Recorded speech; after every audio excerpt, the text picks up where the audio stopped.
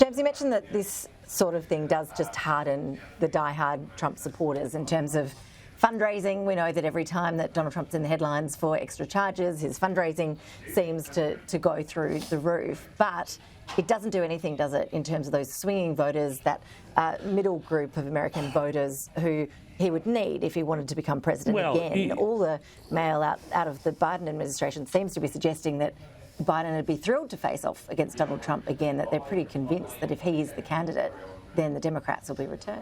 Look, that's what, the Biden administration is saying. But my mail is also, and my belief is, and I keep saying this, I actually don't think come next November, Joe Biden is going to be the guy leading the ticket, because a vote for Joe Biden is going to be a vote for whoever his vice president is. If that's Kamala Harris, they've actually got a really big problem there.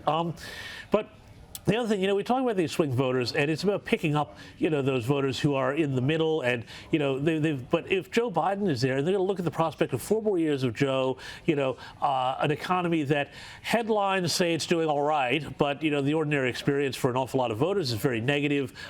Crime out of control in cities, a border that's out of control, and all of these things. Trump becomes a tempting proposition again. Is it that tempting in terms of what another Trump presidency would look like? There are a lot of extra problems, obviously, that the world are facing since Trump was last in the Oval Office. We're seeing the war in Ukraine, for example. How do you think things would shift dramatically under Donald Trump? Well, that's a really interesting question. And in the polls, you see that they're pretty much neck and neck between Biden and Trump. So, you see that a lot of voters are already making this sort of calculus. When you talk about Ukraine and things like that, you have to say that this counteroffensive that they talked up, the Biden administration talked up as being a really huge, big, successful thing, hasn't come to fruition in the way that people thought it was going to. Trump says, there's got to be some sort of settlement to this conflict. He says it never would have happened if he had been president. Now, whether or not that's true or not, anybody can say.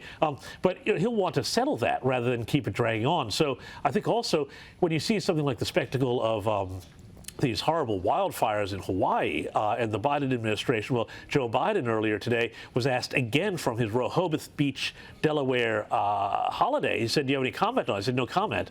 And the government just gave $700 to each Hawaiian who was affected by these fires, and yet at the same time they're sending billions and billions of dollars more again this week to Ukraine. I think people really start to wonder, what exactly are we getting ourselves into here? I think that's going to be a big issue in the American election next year.